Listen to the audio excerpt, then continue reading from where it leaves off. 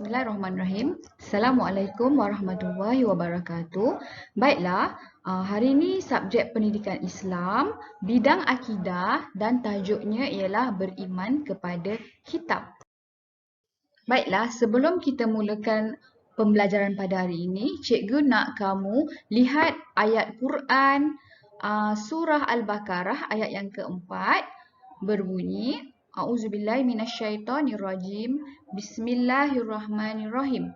Wallazina yu'minuna bima unzila ilaika wa ma unzila min qablika wa bil akhirati hum yuqinun.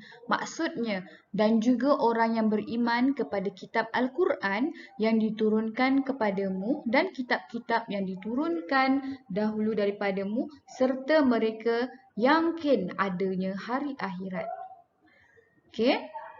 Sebelum kita cerita tentang beriman kepada kitab, cikgu nak kamu ingat semula bahawa rukun iman ada enam perkara. Okey. Percaya kepada kitab merupakan rukun iman yang ketiga. Ataupun kita sebut beriman kepada kitab. Baiklah, dalam Islam ada 4 buah kitab suci yang Allah turunkan kepada Nabi. Okey, kamu tengok yang pertama.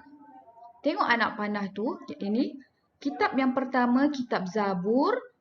Siapa yang menerimanya? Nabi Daud alaihissalam. Okay, kitab yang kedua ada kitab Taurat. Siapa yang menerima kitab Taurat? Nabi Musa alaihissalam. Okay, kitab yang ketiga, 4 buah kitab. Kitab yang ketiga ialah kitab Injil. Kitab Injil Allah turunkan kepada Nabi Isa alaihissalam. Yang ini kita nak fokus.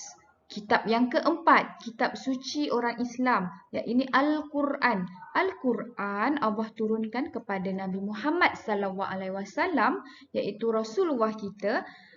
Al-Quran dalamnya ialah menggunakan bahasa Arab.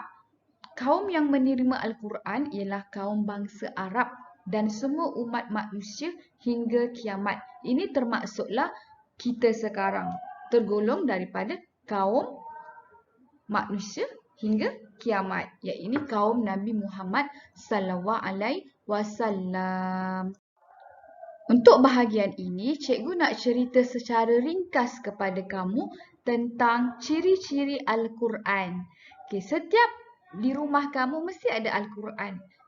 Okay, apa yang kamu tahu tentang Al-Quran? Kamu kena tahu Al-Quran ada 114 surah, ada 30 juzuk, ada 6,236 ayat, ada surah yang paling panjang. Nama surah tu surah Al-Baqarah. Okay. Surah Al-Baqarah merupakan surah yang kedua dalam Al-Quran, iaitu selepas surah Al-Fatihah. Baiklah, nanti bila kamu free, kamu buka Al-Quran kat rumah, kamu tengok surah Al-Baqarah. Itu merupakan surah yang paling panjang. Manakala surah yang terpendek, iaitu surah paling pendek ialah surah Al-Kawthar. Surah Al-Kawthar bunyinya seperti ini. Bismillahirrahmanirrahim. Inna a'tainakal kawthar fasalli li rabbika wanhar. Inna syani'aka huwal abtar. Surah terpendek ada 3 ayat sahaja. Okeylah, seterusnya apa yang cikgu nak kamu tahu? Cikgu nak share tentang kepentingan beriman kepada Al-Quran. Kepentingan sama maksud dengan kelebihan dan sama maksud dengan kebaikan. Bila cikgu tanya, apakah kelebihan beriman kepada Al-Quran? Sama maksud, apakah kepentingan beriman kepada Al-Quran? Itu semuanya sama. Okay, kita tengok kepentingan yang pertama. Kenapa kita kena beriman kepada Al-Quran? Kerana Al-Quran sebagai panduan hidup manusia. Al-Quran dan Sunnah merupakan 2 sumber panduan hidup orang Islam. Okay, yang kedua, kepentingan beriman kepada Al-Quran yang kedua, memperoleh keredaan Allah.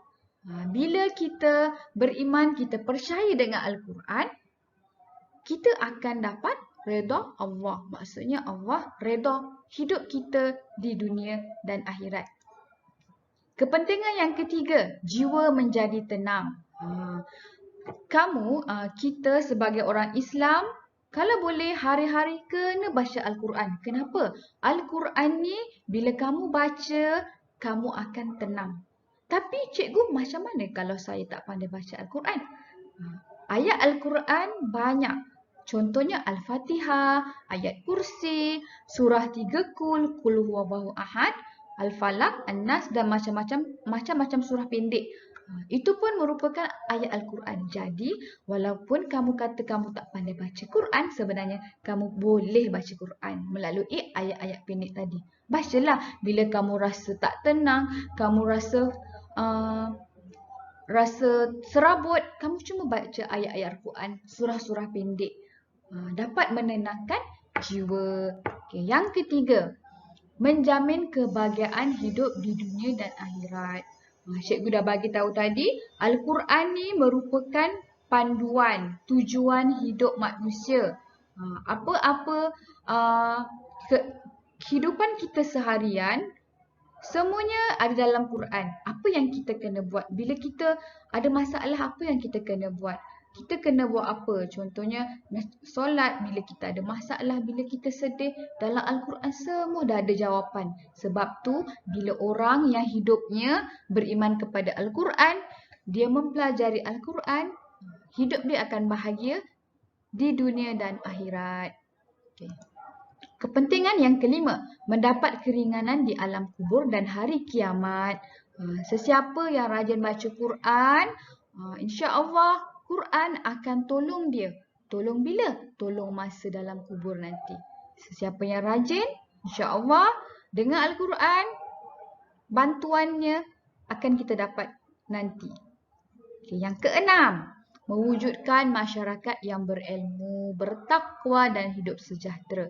Bila mana masyarakat tu masyarakat yang celik Al-Quran, pandai baca Quran, yang mempelajari Al-Quran, insya-Allah akan melahirkan atau mewujudkan seseorang tu berilmu, banyak pengetahuan, bertakwa, takut kepada Allah sebab dia beriman kepada Al-Quran dan akhirnya hidup dia sejahtera.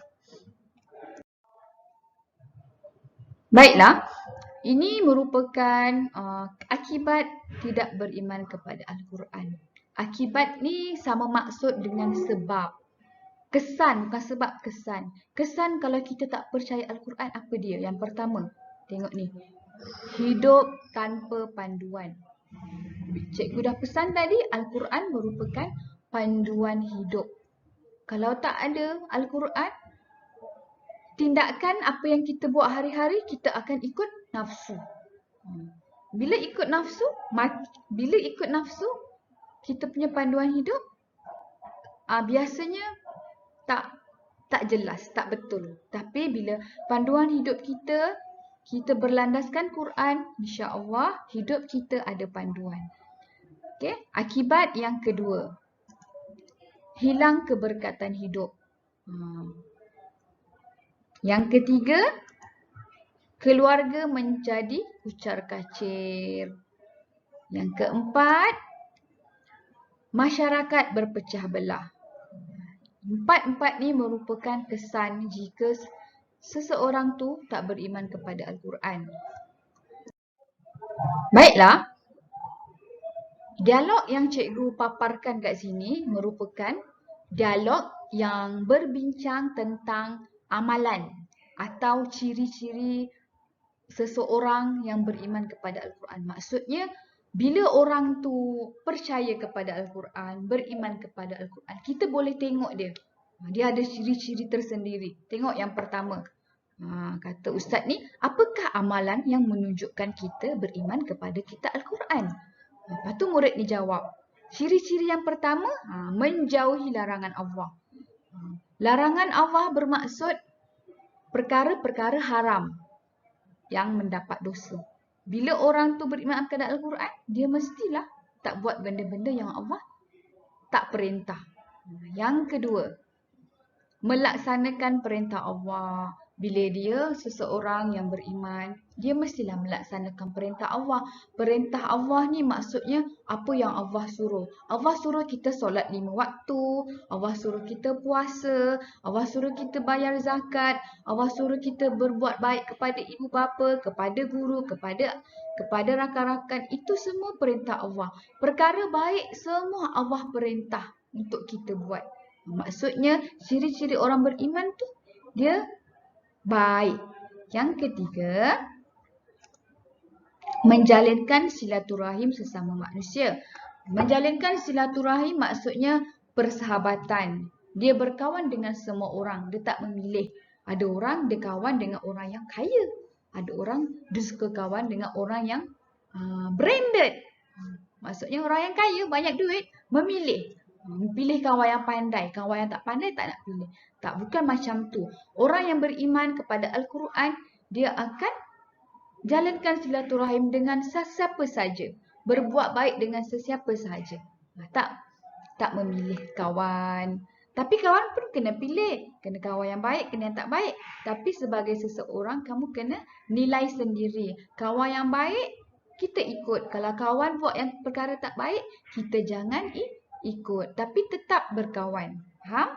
Okay, seterusnya, membaca Al-Quran setiap hari. Ciri yang keempat, dia sentiasa membaca Al-Quran. Sebab apa? Kita sebagai orang Islam kena baca Quran setiap hari. Kenapa? Sebab Al-Quran ni kita ibaratkan macam makanan rohani, makanan hati kita. Macam kita punya badan perlukan makan nasi, makan macam-macam makanan untuk ada tenaga kan. Macam tu juga Al-Quran. Al-Quran ni dia bagi makanan hati. Maksudnya dia bagi bila kita baca Al-Quran, hati kita jadi tenang. Okay. Cikgu nak kamu lepas ni buatlah ciri-ciri ni. Baca Quran, jalinkan hubungan, melaksanakan perintah Allah dan meninggalkan larangannya. Baiklah, kat sini dalam bulatan ni ada 7 adab terhadap Al-Quran. Adab maksudnya perilaku, tingkah laku kita dengan Al-Quran. Yang pertama, sebelum kamu baca Quran, kamu kena bersugi. Maksudnya bersihkan gigi, gosok gigi. Yang kedua, berwuduk. Bila kamu nak baca Quran, kamu digalakkan berwuduk supaya dapat pahala. Yang ketiga, menghadap kiblat. Buka Quran, nak baca Quran, menghadaplah kiblat. InsyaAllah dapat pahala lebih. Yang keempat, menutup aurat. Menutup aurat maksudnya pakailah pakaian yang bersih bila kita nak baca Quran. Bila kita nak baca Quran, buka Quran, tutup aurat. Itu tanda kita beradab dengan Al-Quran. Yang keenam, memulakan bacaan dengan taus dan basmalah. Bila kita nak baca Quran, kita mulakan dengan A'udzubillahi minasyaitonirrajim. Bismillahirrahmanirrahim. Kita minta perlindungan Allah. Yang keempat, ada Al-Quran. Membaca Al-Quran dengan bertajwid dan tartil. Membaca Al-Quran dengan bertajwid ni macam mana cikgu?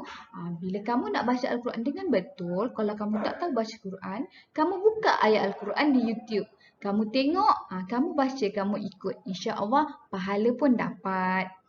Yang terakhir, adab dengan Al-Quran, meletakkan Al-Quran di tempat yang sesuai. Maksudnya, letak Al-Quran seelok-eloknya di dalam almari, di dalam laci. Jangan diletak di tempat di bawah, di lantai. Tak boleh. Tak elok. Dan berdosa. Sebab kita tak hormat Al-Quran. Al-Quran kan kitab suci Allah. Jadi kita kena jagalah Al-Quran dengan sebaik mungkin. Jaga Al-Quran dengan apa? Baca Quran. Simpan Quran di tempat yang betul. Okey? Baiklah, hari ini kamu dah dengar penerangan cikgu. Cikgu nak kamu buka buku tulis. Kamu salin nota ni. Jangan lupa tulis hari, tulis tarikh dan tajuknya. Salin nota ni. Cari isi-isi nota ni dalam video cikgu tadi yang awal. Okey, ini merupakan sambungan yang kamu kena tulis. Kamu tulis nota ni. Isinya kat mana? Dekat video cikgu yang awal tadi cikgu terangkan. Okey, jangan lupa bila nak salin nota, kamu tekan pause. Okey, untuk hari ini sebagai rumusan, tajuk yang cikgu ajar hari ini beriman kepada kitab. Kitab Al-Quran, kitab suci kita ada 4. Untuk umat Nabi Muhammad SAW, kitab yang diturunkan oleh Allah ialah kitab suci. Bila kita belajar kitab suci, kita kena beradab dengan Al-Quran. Bila kita beradab dengan Al-Quran, kita dapat kelebihannya. Semua cikgu dah terangkan dalam video yang awal. Baiklah, itu saja pembelajaran pada hari ini. Buat aktiviti tugasan yang cikgu minta dan hantar. Nanti cikgu tanda. Terima kasih. Assalamualaikum warahmatullahi wabarakatuh.